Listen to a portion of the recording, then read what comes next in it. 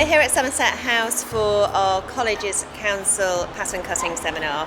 It's the fifth one that we've delivered, but it's the first one that's in honour of the wonderful Anne Tyrrell, who sadly passed away this year. The point of the pattern cutting seminar is really to celebrate and to demonstrate the incredible skills that are needed to make the creativity and design come to life. We're absolutely delighted, of course, to have Peter and Christopher here this morning. They've really been through most of the talent identification and support schemes that the British Fashion Council offers. Let's go back to, of course, college and think about where it all started.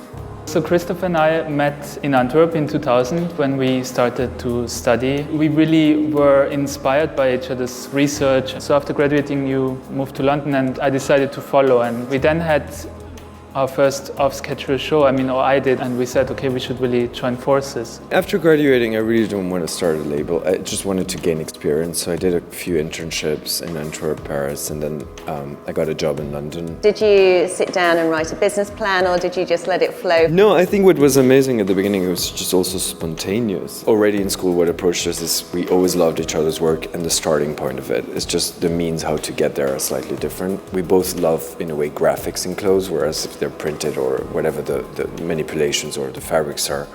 But I think the end result is we always agree on it. It's a constant dialogue, first of all. We constantly speak about what we want to do next or for the current season, and we do research accordingly, and we don't like the idea that there is one certain idea and we just execute that. It's how do you work out with the limitations of your fabric, your manipulations, your all of that, and turn it into a product that is viable, that is commercializable. I think cut is something that was always very important for us, and fit. I think it's like something we're really passionate about, and we always pushed for that. Now with a company that did the grading for us and that ended up creating so much work for our pattern cut is correcting it, that we started to grade in-house, which is very expensive and a lot of work, but we found it's the important thing to invest in. The biggest problem with pattern cutting and fit is that to get consistency throughout the seasons and throughout the styles. But I think it's really important that on the side you have like a more technical team, and there as well,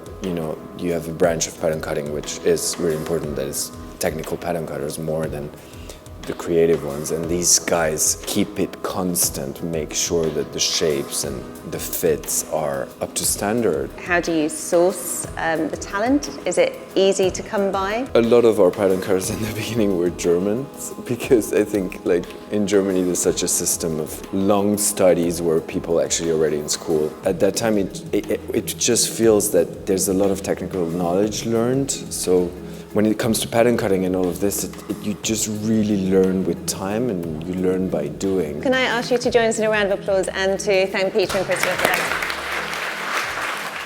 We have 4 demonstrations today, all of them slightly different, looking at different areas, of course, of pattern cutting.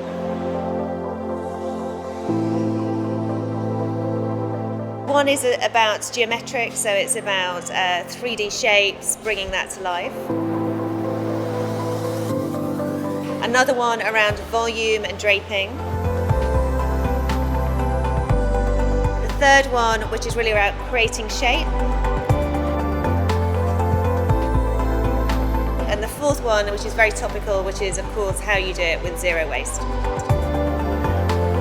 We're hoping that students leave having seen these incredible skills put into action, and that they're inspired to think about other roles within a design team and not just being the creative director.